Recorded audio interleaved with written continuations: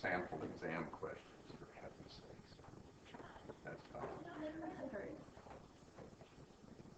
We have a review session today, don't we? No, We it's do not. not. Principals does. Are we going to do a review session on Sunday? What day do we have? That's now? Thursday. We have one on Wednesday. We have one on Wednesday, and then we can think about if we want another one after you get done with this test. Probably will.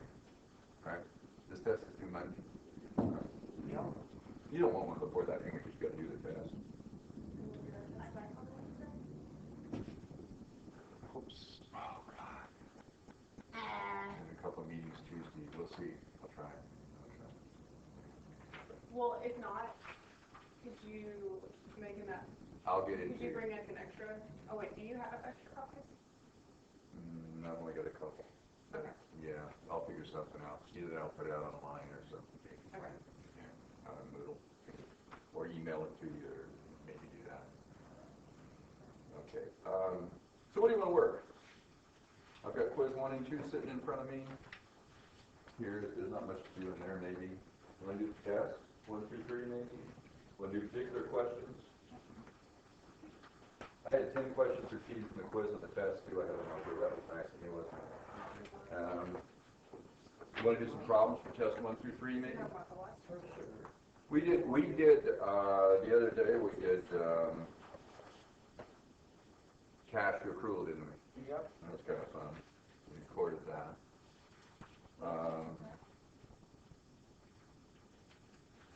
Let's take a look at the number 46 on test 1 through 3. Start there. The financial accounting, and you guys can remember what we cover and what we don't, and we'll, make sure we do different things, I guess. What'd you say? Number 46 on the first test, test 1 through 3. Okay, how would you approach an essay, you guys? You don't need to write a book, but you need to write more than a couple words. It says the Financial Accounting Standards Board was established because many groups interested in financial reporting believed that the Accounting Principles Board was not effective. First, I think, is that a true comment? And yes, it is. Discuss the apparent advantages the FASB should have over its earlier counterpart, the APB. A number of people just wrote words. It doesn't say list reasons. It says discuss. On the CPA exam, if they say discuss and you write down bullet points, a few words, you will get no credit because they want to know if you can read instructions too. Can you follow instructions? It says discuss. So what do you immediately want to do? List the key words and then what? Say something. Got it? Don't say a lot.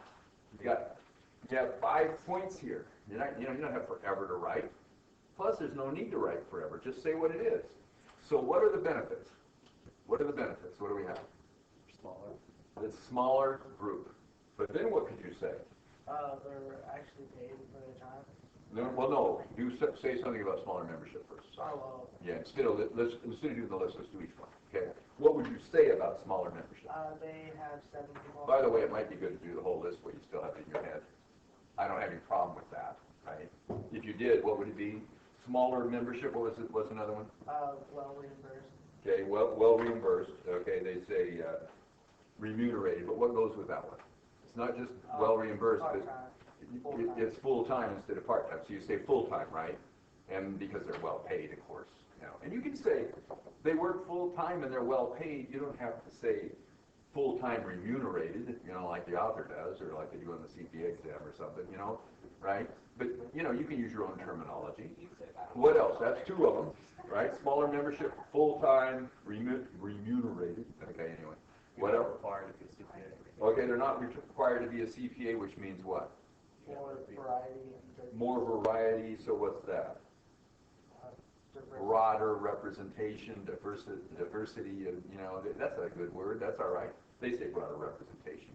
But yeah, you don't have to be a CPA, and so you get a wider range of people. That's just fine. You can be more colloquial. You don't have to remember the words. What else do we have?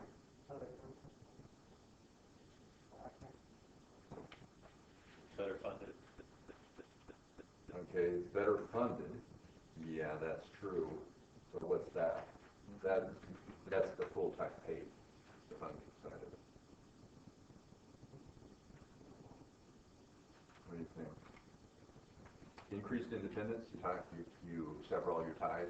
That sort of goes with the full-time thing, right? Which you Yeah. completely sever your ties with your previous organizations, right? Although you can go back to them when you're done, okay? And then what else is there? Say greater autonomy. You're not part of the AICPA. You're not part of the profession. It is a separate organization. Okay? So then what would you say about these things? Let's start with smaller membership. What would you say? How many members? ACB had 18 to 21. Okay? So they said 18 here. That's fine. Started out, yeah. That'd be a 7. FASB at 7. What if you wrote down smaller membership? FASB 7, APB was 18. Gold. If you knew that and didn't write it down, oh my gosh, why would you not? Now I gave you credit, it just said smaller membership, right? CPA exam, maybe not. It said discuss. Okay, and I know you're just learning it, but a way to approach this. Full-time paid membership remunerated. What's that? They say well-paid, full-time members appointed for renewable, how long a term? Isn't it 2 terms for paid 4 years? Yeah, 5. Yeah, so if you're positive, write it down. If you're not, just say that, they're renewable terms. That'd be good enough. Yeah. You kind of just answered it. It might be a silly question, but is it better to only write down what you for sure know as opposed to like something Yeah. like Don't maybe? don't do that. Okay. Don't do that. Yeah. So you could say for fairly long, renewable terms. That kind of thing, it might be okay. I buy that. It's fairly long. Then they say the AP members were unpaid and part-time. Okay. Saying the same thing, basically. I don't know if you need to add that or not. How about greater autonomy? The APB was a senior committee of the AICPA, whereas the FASB is not part of any single professional organization. It is appointed by and answerable only to the Financial Accounting Foundation. If you knew any of that, you guys know about the Financial Accounting Foundation, that they appoint the FASB, that's an opportunity to get that in there. It used to be a committee of the AICPA, which is the profession itself, right? CPAs. It's our organization. This is now not part of any single professional organization. Got it? So greater autonomy. Increased independence, what's that? You've got to sever all your ties with your employers, right? That's why it's full-time. Should that go under the full-time? No, they do that separate. I don't know why, but they do. And by the way, these things are listed, right? Right in the bylaws of the FASB, okay? So you use those. APB members, but you know what? Probably if you combined a few of them, they wouldn't care. If you just wrote an essay, it'd be all right, It's kind of nice, though, if you use bullets and you write down the words, because then when somebody's grading your CPA exam, what they'll do is they'll go through and they'll see all those bulleted things and they'll check them all. And then they'll just really quickly read that you can write a coherent sentence, and they'll give you all the points. Human nature, what are they going to do? Yeah, they got it all. Now you've got all the points, you'd have to work hard to take them away from yourself. Does that make sense? So imagine a human being grading. Okay, anyway, a CPA. So then, they say APB members retain their private positions with firms, companies, or institutions. FASB members must sever all such ties. And then broader representation, it says all APB members were required to be CPAs and members of the ICPA. That was true, right? They were all CPAs. Currently, it is not necessary to be a CPA to be a member of the FASB, although most of them. Okay? Now, so you wouldn't have to be. And they take a broader range. Used to be everybody was from CPA firms. Now they're from corporate and whatever. Okay? Backgrounds. All right. So, yeah, let's do a deferral and accrual one. You want to do 47? Gave you 6 points for this, huh? How do you want to approach this? If it was me, I'd use T accounts and journal entries. Every time. It wants insurance expense, interest revenue, salary expense. This is the deferral and accrual stuff that we were doing the other day, right? It's the same thing. Okay? So we're analyzing the accounts, only here it's easy, because there's only a few accounts. So you tell me, which accounts go together? Prepaid insurance and insurance money is paid. I think so.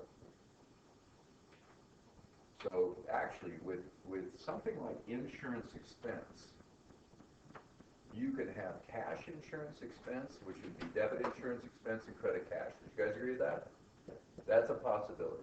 What's another possibility? You could prepay it, right? You could debit prepaid insurance and credit insurance expense, or debit prepaid insurance and credit cash, right? And then when you use it, you could debit insurance expense and credit prepaid insurance. You guys agree with that? The other thing you could do is you could debit insurance expense and credit insurance payable. First one was a deferral, the prepaid, right? This is an accrual. All right? We're doing this in principles. It's hilarious. And you guys are getting it, aren't you? You know the difference between a deferral and accrual. Okay? So use that. Okay, so this would be insurance payable, I suppose, although we don't usually have that, or accounts payable. We usually do prepaid something. In this problem, they don't give you one of these things. What do they give you? They do not give you the insurance payable. Yeah, I know this is 2,400, and I know, whoops, that's No. prepaid. Yeah, you don't know anything about insurance expense, what are you trying to figure That's out? what I'm solving. Okay, so this is what I'm looking for. This is what I'm looking for, going for that one. I know this is 2,400 at the beginning, or 3,000 at the beginning. Prepaid. Beat the profit, right, 2012. And then 2,400 here. So that means you. You know, interest receivable, salary, wages payable don't have anything to do with it, right? Yes. But I also know the insurance premiums paid, right? So what would that be, cash? Yes. It doesn't say anything about insurance payable, so what would you assume? They don't have any. Right there. This is going to be easy, isn't it? So, as like a company, would you probably only have either a prepaid or insurance payable? Usually, yeah. Usually You prepaid. wouldn't have both of them because You might. they would just get fined. You could. Could you have one type of insurance where you have to pay in advance and another where you pay later? Sure. Property taxes, we do that. Property taxes we pay in advance, and there's other property taxes we pay later. She shakes her head, yes, that's true, isn't it? Right? Real property, which is land and buildings versus equipment, right? Tax. Is that right? Only have real property. You pay some of it in advance and some of it later? No. No, I just pay it all for the year prior. No, for the year ahead. For the year, you prepay it all. Yeah. Okay, but there are two different types of property taxes you can do, right? Maybe there aren't in this state. Are you in Indiana or in Kentucky? So I don't know in this state. I've never had a job here.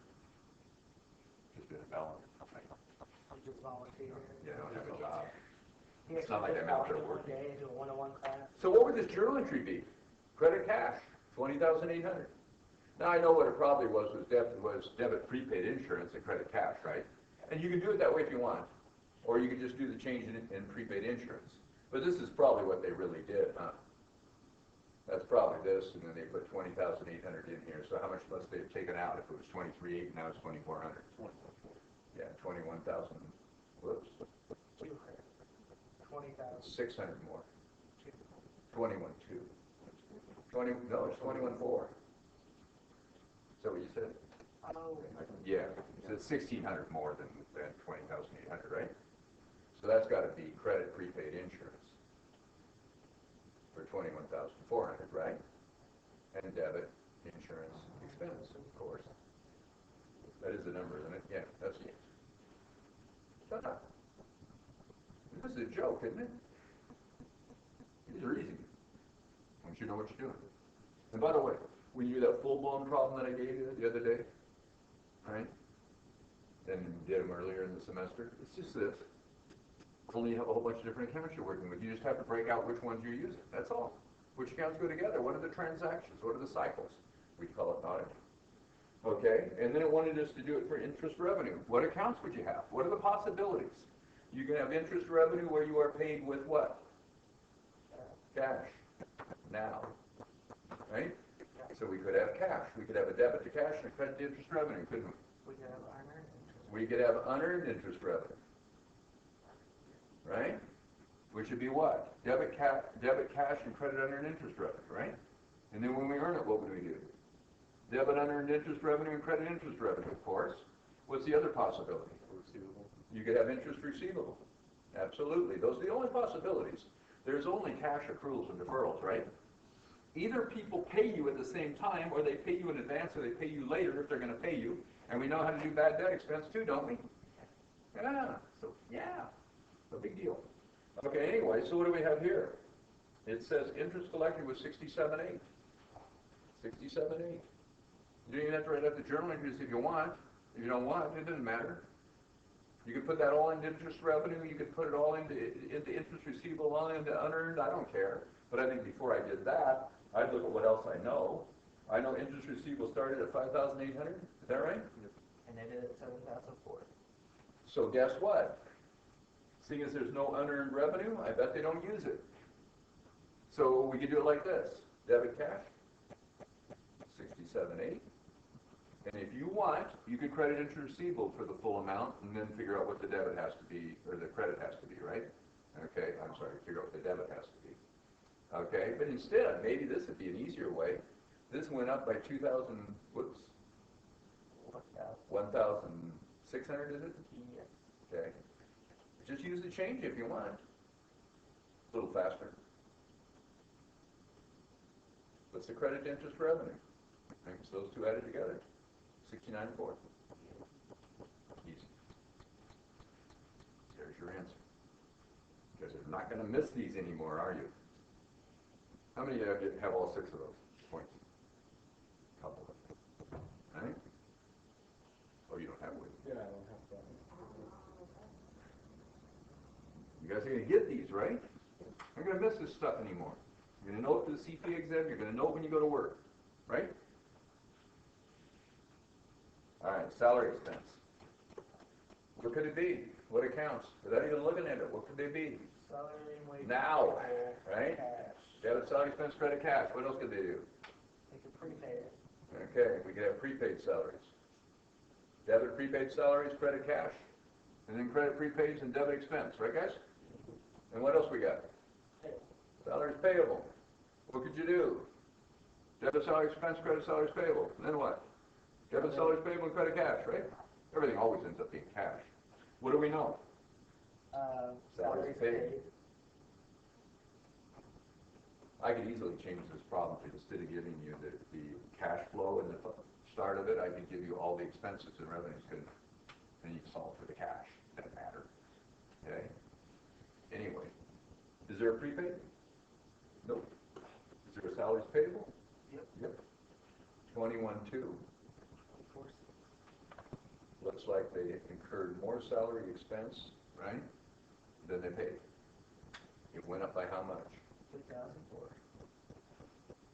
So what I got is credit, salaries payable. You don't have to write this down, you can just do it. But be careful with the debit and credit. You might go the wrong direction, huh? So I think it's safe to either do the T accounts or write down the journal entries. I don't think I do both. Okay? But you can if you want. Make sure you get it right. I'm fine. So how much was it? 2,438. Good. Do it, can't you? Okay. And let's just keep going. Everybody good? This is easy, right? By the way, do you think you have memorized how to do this, or do you know what you're doing? Yeah, you know what you're doing. Who cares what accounts they give? Doesn't make any difference, right? There's only deferrals and accruals in cash, right? Depreciated building performance. What happened? You bought a building, you deferred the expense by debiting building. Now you depreciate it over time, right? With adjusting journal entries. Debit depreciation expense, credit accumulated depreciation until you use up the building. As you use up the asset, it becomes an expense. Am I right? That's all we're doing. Okay. Easy, huh? Okay. You're not worried about Pricewaterhouse, right? I'm worried about losses. Don't worry about Pricewaterhouse. Okay, but it was a nice example. Would you like me in the example? No, I've been an example all my life. That's good. That's good. That's because people think you're smart. Nobody would do that to you if they didn't have a lot of confidence. Okay? Treating you good. That's right. You know, here's the thing. When you go to work, if people constantly tell you what you did wrong, which they will, because they're paying you a lot of money, and because they don't have time to tell you what you did right, because that takes time, money. So they tell you what you did wrong because they're trying to train you. What happens when they quit telling you what you did wrong? Either you have suddenly become perfect, or you are leaving soon. I gave up. What do you want people to do? Constantly tell you what you did wrong. You like that? Did you learn by virtue of me doing that to you? Yeah. The rest of you learned by me doing that to him? Yeah, that's why I did it in front of them. Not to embarrass you. Okay, got it? So that's it. That's it. By the way, if there's a really big screw up that was really gonna adversely impact his career, would I do it in front of you guys? No. Of course not. Right? Why would I do that? Right? That's a terrible thing to do. If I was gonna fire you, I certainly wouldn't do it in front of somebody else. That's unbelievable when people do things like that. Got it? So yeah, you're gonna get all kinds of horrible negative feedback. Not really. Don't be nice about it, but they're gonna say you did this wrong, you did this wrong. They used to accuse me when I worked in public accounting at Fire Department Colson. Keith gets paid by the point. What does that mean? Everything you do wrong in the audit, we write it down. It's part of the review process and the training process. I'd write down hundreds of things they did wrong. I love to teach even that. I was just meticulous about it. You didn't put your initials on the schedule. What's wrong with you? And you say, what's wrong with you? The implication was there. No initials. Set. And people say, ah, geez. You have to have your initials on every single schedule. Are you going to know what you worked on 10 years from now when you're sitting in court? You won't know. You won't know, and you won't be able to prove it, right? Nobody will. So we sign and date everything. We put initials all over stuff, right? They get on us again for not signing. Oh, you bet. You sign your work, don't you? Sign all my journals. How are they going to know? They have thousands of people working at Young, right? They're going to know who did it. And you're not going to remember what you did either. And besides, in the same day, you might work in several companies.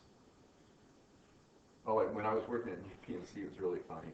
I had one of their larger accounts that I was a manager on. The wire kind of close. And the managing partner, it's the first time he did this, and after that he didn't think much of it. But he says, Keith, what was the net income on such and such a company? He saw me in the hall, I was walking by, and it had been a couple of days since I worked on it. I said, I don't know, I can go look it up. He says, what? What do you mean you don't know? We just signed off on the audit. Well, yeah, but I'm working on a whole bunch of stuff. I've moved on. My brain only has so much room in it. That's probably why I don't remember any students' names. There's no way there's thousands of them, right? I mean, thousands of them, right? So I'm probably close to 10,000 now. I don't know. It's getting up there. It was over 5 a while back. So, there's no room for that in there. What difference does it make what the net income was in the last time you were working on? What should you be working on?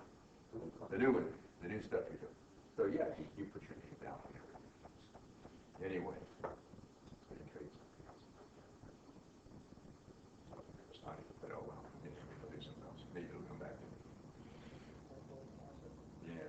So don't worry if people are giving you a lot of criticism. That they're training you. Okay, anyway, where are we at? Number 48. 48. Okay. On September 1st, 2012, Low Company issued a note payable to National Bank in the amount of $900, bearing interest of 12%, payable in 3 annual payments of $300. On this date, the bank's prime rate was 11%. Okay. The first payment for interest and principal was made on September 1st. And how much accrued interest should they record? So if the bank's prime rate is 11, what does that do for us, seeing as our loan is 12? Nothing. It says we're a pretty good credit risk. There was high inflation at the time they wrote this loan, right? 11% was prime rate, and we're paying 1% more. We're pretty good, aren't we? Right? We're almost the best, close to the best borrowers. Anyway, well, what are you going to accrue at, of course? 12%? So what do you want to do? How much do you owe? Around 900. It's payable, though, that was September 1st. 3 annual payments of $300,000. The first payment for interest and principal is made September 1st, and we're doing December 31st. And we're making payments of interest and principal as we go. So what's our journal entry? So we've got a note payable, right? Of $900,000 when we start. What happens, guys? Note payable is $900,000. That's at 9/1. What happens? The first payment of interest and principal is going to be made September 1st, 2013. So this is 9/1/12, right? 9/1/13, right? They made the first payment, and now I want to know where I'm at in the interest accrual at December 31st. That's The 13 is. 13, 14, 9, 12 to 13. The year. Really? September 1st, yeah, the 13th is the. Well, this was 13? Yeah. Oh. Okay. No wonder you're looking at me weird. 13, 14, is that what it is? Okay, and my year end is December 31st? Yeah. 14, we're doing, I guess? That's what we're trying to figure out. That's gonna be interest payable, right? Yeah. And I want that interest. Oh, no. And interest expense, right, will be the debit. So what happened in the meantime, you guys? You paid off. You paid off the note, didn't you? And you paid interest too. I don't really care too much about the interest. Because they paid it, didn't they? It's gonna be credit cash for the principal and interest and debit the note payable for how much? Let's see what would happen. September 1st, 14 is the first one, is that right? Yeah. So isn't it 300,000 there? Yep. Okay. 9/1/14. Is there another payment? So, No. So this 600,000 is how much it was at 9/1/14, but it's also how much it is at 12/31, isn't it? yeah. Right? So what we're going to do is we're going to accrue interest from 9/1/14 to 12/31/14, aren't we? You guys agree with that? How many months is it? 4. It includes September. 4 months. I got it made. 600,000, 4 months, 12%. Got it? What's 600,000 That's 1%. times 12%, or 1/3 of it, which is 4%, right? Times 4 twelves. So it's 1/3 of 12, right? So it's 4% of 600,000. How much is that? 24,000. And if I asked you for the journal entry, wouldn't you debit interest expense for 24,000? Suggesting journal entry and credit interest payable for 24,000? Yeah. And you know what? That's the answer. Piece of cake, huh? What if I asked for the journal entries? Could you do the journal entries for making the payment on the note? Of course you could. It'd be debit notes payable and credit cash, right? Everybody agree with that? This would be debit notes payable. 300,000, right? Yeah. And how much would you credit cash for? And how much would you debit interest expense for? For the full year. Actually, you would have accrued interest at the end of last year on the 900,000. A part of it would be going to interest payable. We do that too, but let's assume it was all within 1 calendar year. What would that be? How much cash are you going to give them? 900,000 times what? 12%. It's a whole year, right? So, You know what that is? No, it's 24 times 3. 12% of 900 is 90,000. It is 150. Why don't we? 24 times 4. How much is that? No, it's not 24 because that's 600. That's what. Is it 108? And this would be, you did that in your head, didn't you? Okay, 408? Big deal. See you guys. Study, study, study. Do good on the test if you haven't done it already. If you already did it, I hope you did good.